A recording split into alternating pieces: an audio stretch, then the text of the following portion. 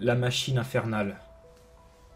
J'écris, du moins j'écrivais, car pour l'instant je me trouvais face à ma feuille vierge. L'inspiration ne venait pas, les mots ne venaient plus. Depuis la mort de ma femme, j'ai perdu cette capacité à écrire. La joie a quitté mon corps, je ne mange presque plus et je ne parviens plus à écrire le moindre mot.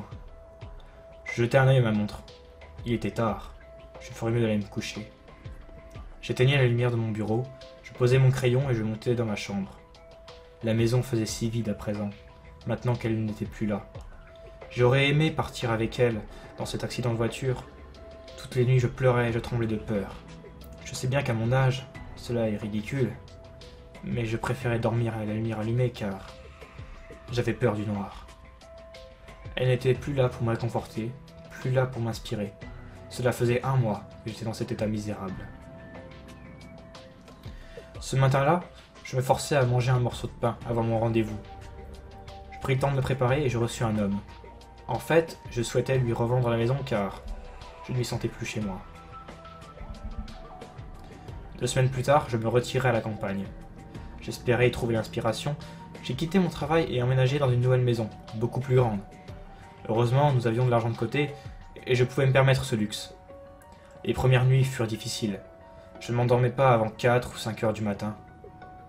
Un jour, j'étais dans le grenier afin de ranger mes souvenirs, et c'est à ce moment que je fis la découverte de ce qui me semblait être une vieille machine à écrire. Je m'emparai de l'objet ancien, je descendais dans mon bureau et vérifiais si elle fonctionnait encore. Après quelques essais, je me rendis compte qu'elle était encore en état.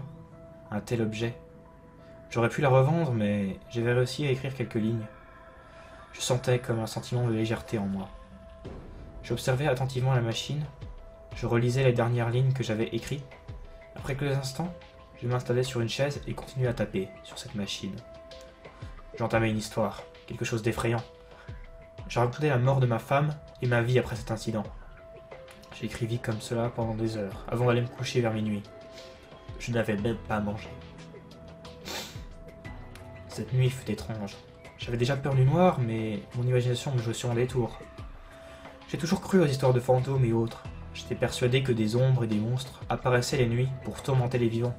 Mais ce n'étaient que des histoires, comme celles que j'écrivais. Pourtant, j'entendais des bruits et je voyais des choses. Cela se répéta encore et encore toutes les nuits.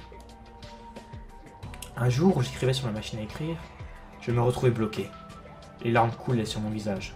La solitude et la peur avaient pris le dessus. Je priais pour que les ombres arrêtent de venir la nuit, que cela se finisse au plus vite. Je n'en pouvais plus. Je souhaitais que s'il y avait bien des monstres, alors qu'ils se montrent, et qu'ils en finissent avec moi. Je ne pouvais plus dormir en paix depuis de nombreux jours. J'étais fatigué et en sueur à chaque nuit.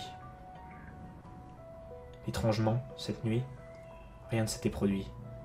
Mais le lendemain, alors que je venais de finir mon histoire, je gisais dans mon propre sang, à moitié affalé sur la machine. Mon histoire se termine en même temps que moi. Vous vous demandez sans doute comment j'ai pu en parler, comment cela est arrivé, mais en fait, il m'a suffi de l'écrire sur cette abominable machine. Ceci est mon histoire.